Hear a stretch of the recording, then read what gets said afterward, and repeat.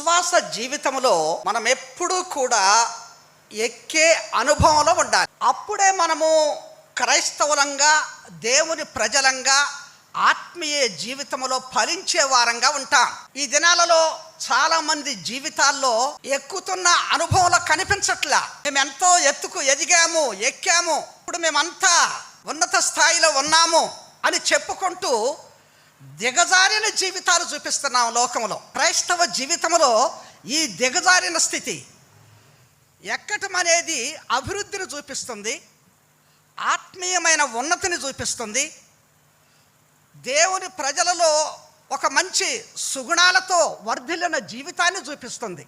కానీ దానికి భిన్నంగా దిగజారిన స్థితులు. కానీ ఇక్కడ దేవుని వాక్యములో దేవుడు సెలవిస్తున్నాడు, సియోను సువార్తను ప్రకటించుచున్నదానా, ఉన్నత పర్వతము ఎక్కుము,